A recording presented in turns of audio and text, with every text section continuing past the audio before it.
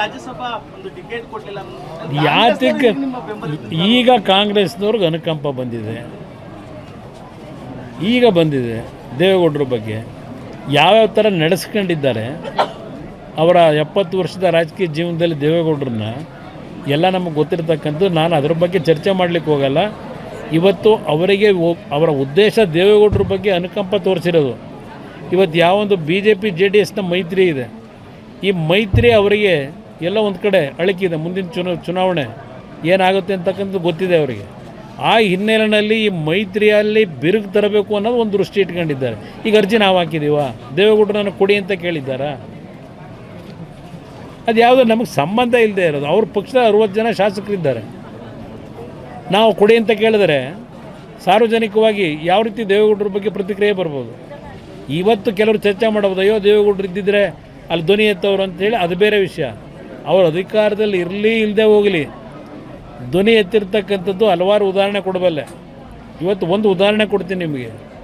1989 2 ಕಡೆ ದೇವೇಗೌಡರು ಸೋತರು. ಅವ್ರ ಪಕ್ಷಕ್ಕೆ ಬಂದಿದ್ದು ಕೇವಲ 2 ಸೀಟು. ಆ ಸಂದರ್ಭದಲ್ಲಿ ಅವತ್ತಿನ ಕಾಂಗ್ರೆಸ್ ಸರ್ಕಾರ ಇಲ್ಲಿ ತೆಗೆದುಕೊಂಡಂಥ ನಿರ್ಧಾರ, ನಮ್ಮ ಕಾವೇರಿ ಜಲಾನಯನದ ನೀರನ್ನು ನಾವು ಉಪಯೋಗ ಮಾಡ್ತಕ್ಕಂಥದ್ರಲ್ಲಿ ತಮಿಳುನಾಡಿಗೂ ನಮಗೂ ಏನು ಘರ್ಷಣೆ ಇತ್ತು. 89ರಲ್ಲಿ ಅವತ್ತಿನ ನಮ್ಮ ರಾಜ್ಯ ಸರ್ಕಾರ ಉದ್ದಟತನ ಏನು ತೋರಿಸಿದ್ರು, ಪ್ರಥಮವಾಗಿ ಟ್ರಿಬ್ಯುನಲ್ ರಚನೆ ಆದಂಥದ್ದು ಅವರ ನಡವಳಿಕೆಯಿಂದ. ಆಗ ಹಲವಾರು ರೀತಿಯಲ್ಲಿ ತಮಿಳುನಾಡಿನಲ್ಲಿ ಏನು ಒಂದು ಅವ್ರಿಗೆ ಬೇಕಾದಂಥ ರೀತಿಯಲ್ಲಿ ಒಂದು ನೀರನ್ನ ಬಳಕೆ ಮಾಡ್ಕೊಳ್ಳಿಕ್ಕೆ ಹೊರಟರು. ನಿಮಗೆ ಒಂದು ನೆನಪಿಸ್ತೀನಿ, ಇವತ್ತು 2 ಕಡೆ ಸ್ವತಂತ್ರ ದೇವೇಗೌಡರು ಮತ್ತು 2 ಸೀಟ್ ಗೆದ್ದಂಥ ಪಕ್ಷ. ಆ ಸಂದರ್ಭದಲ್ಲಿ ಇಲ್ಲಿ ಬಹುಶಃ ನಮ್ಮ ಜೊತೆಲಿ ಇಲ್ಲ, ನಮ್ಮ ಯಾರಪ್ಪ ನಮ್ಮ ಲೀಡ್ರ್ ಇದ್ನಲ್ಲ, ಅಲ್ಲ ನಾನು ಬಂದಲ್ಲ ಮೈಸೂರು ಆಫೀಸಿಂದ ದುಡ್ಡು ತಗೊಂಬಂದಲ್ಲಪ್ಪ ಲಾರಿ ಕೊಡೋಕ್ಕೆ ಬಸ್ಗಳಿಗೆ, ಶಿವಾನಂದು ನಮ್ಮ ಬುದ್ನೂರು, ಅವರ ಮನೆಯಲ್ಲಿ ದೇವೇಗೌಡರೊಂದು ಮೀಟಿಂಗ್ ಕರೆದು ಅವತ್ತಿನ ಒಂದು ಸಂದರ್ಭದಲ್ಲಿ ನಮ್ಮ ಜನಕ್ಕೆ ಆಗ್ತಿರ್ತಕ್ಕಂಥ ಅನ್ಯಾಯಕ್ಕೆ ಅವ್ರು ಏನು ಯಾವುದೇ ಜನ ಸೋಲಿಸಿದ್ರು ಜನಗಳ ಪರವಾಗಿ ಧ್ವನಿ ಎತ್ತಿದ್ರು. ಮೈಸೂರಿನಲ್ಲಿ ಮೈದಾನದಲ್ಲಿ, ಮಹಾರಾಜ ಮೈದಾನದಲ್ಲಿ 2 ಲಕ್ಷ ಜನ ಸೇರಿಸಿ ಒಂದು ಸಭೆ ಆಯಿತು. ಅದು ದೇವೇಗೌಡರ ಬಂದಂಥ ಬದುಕು. ಅವರು ಅಧಿಕಾರಕ್ಕೋಸ್ಕರವಾಗಿ ಇನ್ನೊಬ್ಬರು ಮನೆ ಮುಂದೆ ಹೋದವರಲ್ಲ. ಪ್ರಧಾನಮಂತ್ರಿ ಅಂತ ಸ್ಥಾನನೇ 5 ವರ್ಷ ಉಳಿಸ್ಕೊಳ್ಳೋಕೆ ಅವಕಾಶ ಇದ್ದಿದ್ದನ್ನು ಸ್ವಾಭಿಮಾನಕ್ಕೆ ಧಕ್ಕೆ ಆದರೆ 1 ನಿಮಿಷ ಇಲ್ಲಿರಲ್ಲ ಅಂತ ಬಂದಂಥವ್ರು. ಈಗ ರಾಜ್ಯಸಭಾ ಸೀಟಿಂದ ಅವ್ರ ಶಕ್ತಿ ಅವರು ಹೋರಾಟ ಮಾಡಬೇಕಾ? ಅವ್ರಿಗೆ ಬೇಕಾಗಿರೋದು ಭಗವಂತ ಕೂಡ ಆರೋಗ್ಯ. ರಾಜ್ಯಸಭಾ ಕೇಳಲಿಲ್ಲ ಅಂತಂದ್ರೆ ನಾವು ಕೊಟ್ಟಿದ್ವಿ ಕಳೆದ ಬಾರಿ ಕಾಂಗ್ರೆಸ್ನಿಂದ. ಯಾರು ಕೊಟ್ಟಿದ್ರು? ಎಲ್ಲಿ ಕೊಟ್ಟಿದ್ರು? 1 ನಿಮಿಷ. ಕಾಂಗ್ರೆಸ್ಗೆ ಇನ್ನೊಂದು ಕ್ಯಾಂಡಿಡೇಟ್ ಆಗ ನಂಬರ್ ಎಲ್ಲಿತ್ತವತ್ತು?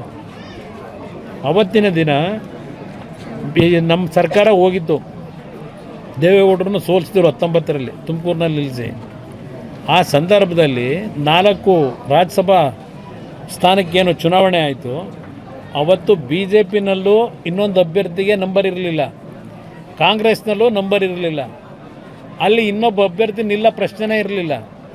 ಇದೇ ಯಡಿಯೂರಪ್ಪನವರು ಅವ್ರ ಮುಖ್ಯಮಂತ್ರಿ ಏನಾಗಿದ್ದರು, ನಾನು ಅಧಿಕಾರ ಹೇಳಿದು, ಅವರೇ ಫೋನ್ ಮಾಡಿ ನನಗೆ ಹೇಳಿದ್ರು, ನೋಡಿ ನಾವು ಅಭ್ಯರ್ಥಿ ಆಗ್ತಾಯಿಲ್ಲ BJPಯಿಂದ, ದೊಡ್ಡವ್ರಿಗೆ ಈ ಥರ ಏನಾಗಿದೆ ತುಮಕೂರಿನಲ್ಲಿ, ಅವ್ರು ರಾಜ್ಯಸಭಾದಲ್ಲಿ ಇದ್ದರೂ ಒಳ್ಳೆಯದು ಅಂತ ಹೇಳಿ ನಾವು ಅಭ್ಯರ್ಥಿ ಆಗ್ತಿಲ್ಲ, ನೀವು ಚುನಾವಣೆ ನಿಲ್ಲಿಸ್ಕೊಳ್ಳಿ ಅಂತಕ್ಕಂಥದ್ದನ್ನು ಅವರೂ ಹೇಳಿದ್ರು.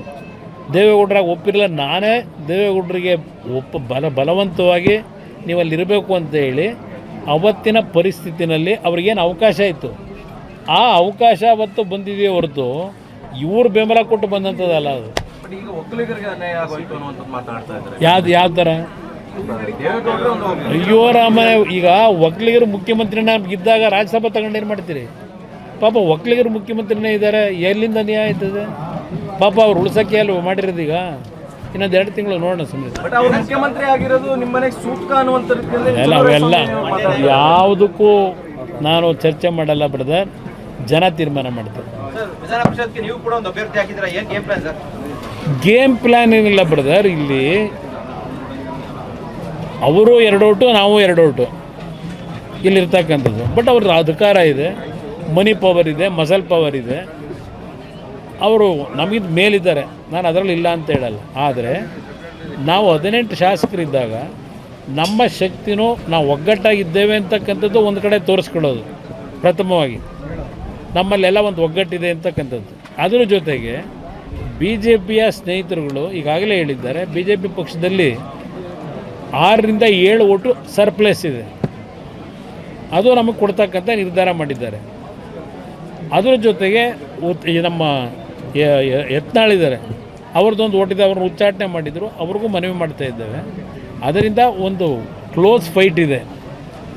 ಅದರಿಂದ ಇಲ್ಲಿ ಕೆಲವು ಮಾಧ್ಯಮದಲ್ಲಿ ಅದೆಂಥದ್ದು ಕುದುರೆ ವ್ಯಾಪಾರ ಆ ವ್ಯಾಪಾರ ಅಂತಕ್ಕಂಥದ್ದೇನಿದೆ ಅದರ ಅವಶ್ಯಕತೆ ಇಲ್ಲ.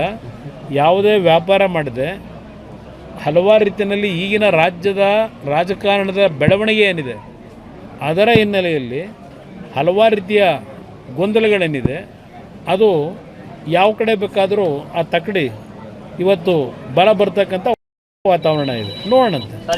ಅವರು ನಿಮ್ಮ ಸಂಪರ್ಕ ಮಾಡಿದ್ದಾರೆ ಅನ್ನುವಂಥದ್ದು. ನಾನು ಕಾಂಗ್ರೆಸ್ನ ಯಾರನ್ನೂ ಸಂಪರ್ಕ ಮಾಡಿಲ್ಲ. ಇದೆಲ್ಲ ಮಾಧ್ಯಮದಲ್ಲಿ ಬರ್ತಾ ಇರ್ತಕ್ಕಂಥ ಸುದ್ದಿಗಳು.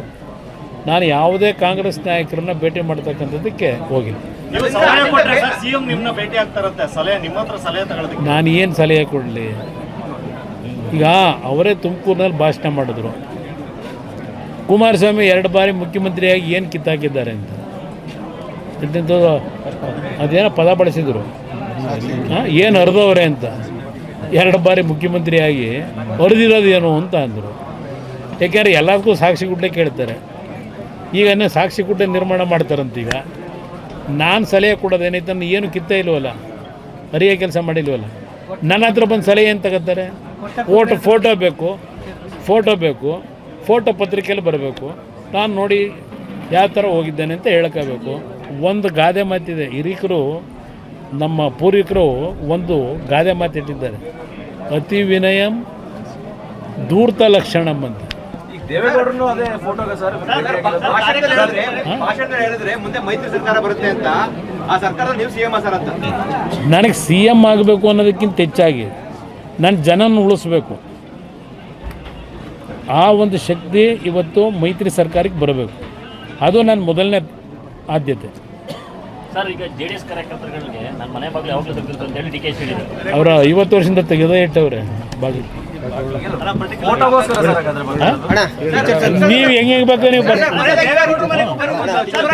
ಮಾತಾಡಿದರೆ ಡಿಕೆ ಶಿವಕುಮಾರ್ ಅವರು ಸಿಎಂ ಆಗಿದ್ರಿಂದಾಗಿ ಅವ್ರ ಮನೆಯಲ್ಲಿ ಸೂತಕದ ವಾತಾವರಣ ಇದೆ ಅಂತ ನಿಮಗೆ ಹೇಳಿದ್ರು. ಜನ ತೀರ್ಮಾನ ಮಾಡ್ಕೊತಾರೆ ಅಷ್ಟೇ, ಅದ್ರ ಬಗ್ಗೆ ಇಲ್ಲ.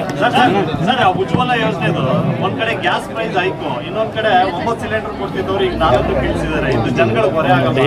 ಇಲ್ಲಿ ಪ್ರಶ್ನೆ ಇವತ್ತು ಜನಗಳಿಗೆ ಎಲ್ಲ ರೀತಿಯ ಸುಲಭವಾಗಿ ದರದಲ್ಲಿ ಕೊಡಬೇಕು ಅಂತಕ್ಕಂಥದ್ದು ಕೇಂದ್ರ ಸರ್ಕಾರದ ಒಂದು ಕಮಿಟ್ಮೆಂಟ್ ಇದೆ. ಆದರೆ ಇವತ್ತು ಕೊಲ್ಲಿ ರಾಷ್ಟ್ರಗಳಲ್ಲಿ ಯುದ್ಧ ಏನು ನಡೀತಾ ಇದೆ, ಈಗಾಗಲೇ ಮತ್ತೆ ನೆನ್ನೆಯಿಂದ ಪ್ರಾರಂಭ ಆಗಿದೆ. ಅದರ ಅನಿವಾರ್ಯತೆ ಇವತ್ತು ಆ ಪರಿಸ್ಥಿತಿಯಿಂದ ಇವತ್ತು ಕೆಲವು ವಸ್ತುಗಳ ಬೆಲೆ ಏರಿಕೆ ಅನಿವಾರ್ಯವಾಗಿ ಮಾಡಬೇಕು. ಅದು ಬೇರೆ ದೇಶಗಳಿಂದ ನಾವು ರಫ್ತೇನು ಮಾಡ್ಕೊತಾ ಇದ್ದೇವೆ, ಆಮದೇನು ಮಾಡ್ಕೊತಾ ಇದ್ದೇವೆ. ಇವತ್ತು ಬೆಲೆ ಎಲ್ಲದೂ ಜಾಸ್ತಿ ಆಗ್ತಿದೆ. ಹಲವಾರು ದೇಶಗಳಲ್ಲಿ ಇವತ್ತಿಂಥ ಒಂದು ಪರಿಸ್ಥಿತಿ ಆ ಯುದ್ಧದಿಂದ ಪ್ರಾರಂಭ ಆಗಿದೆ. ಇವತ್ತು ಕಾಂಗ್ರೆಸ್ನವ್ರು ಇದ್ದಿದ್ರೆ ಏನು ಮಾಡ್ತಿದ್ರು? ಟೀಕೆ ಮಾಡೋರು. ಇವರಿದ್ರೆ ಏನು ಮಾಡೋದು? ಈಗ